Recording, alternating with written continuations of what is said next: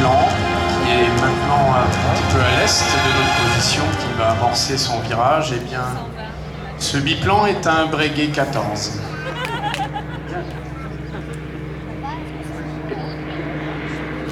Il nous vient de Toulouse et imaginez que cet appareil volait déjà il y a plus de 100 ans.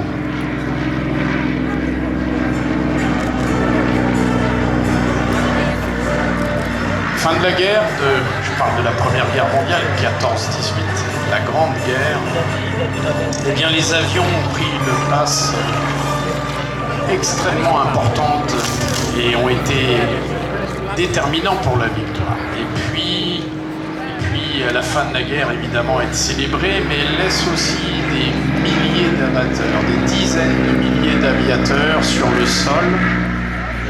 Elle laisse aussi des dizaines de milliers d'avions, sachant que la France a été...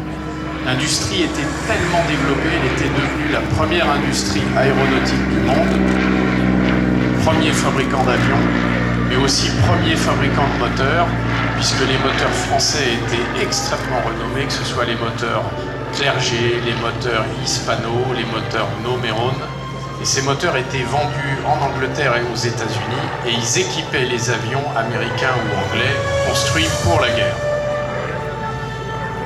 La guerre se termine et un certain nombre de gens se disent « Mais qu'est-ce qu'on va faire de tous ces pilotes, de tous ces mécaniciens, de tous ces avions ?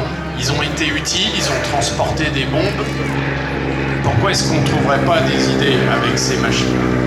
Et Pierre-Georges Latécoère, celui que nous avons déjà parlé, qui a créé cette usine ici même en 1930, eh bien, a une première idée qui est de lancer une ligne. Ces colonies, elles étaient en particulier en Afrique du Nord.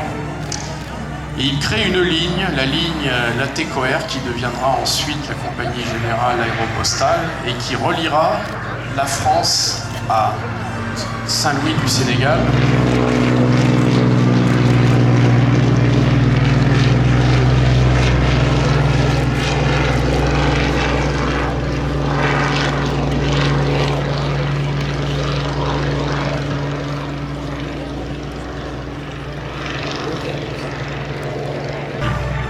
Cette ligne, elle va utiliser des bombardiers qui sont issus de la guerre, et en particulier celui-ci, ce Breguet 14, qui est un appareil assez brillant. Il a un gros moteur, un moteur 12 cylindres avec un échappement par le haut.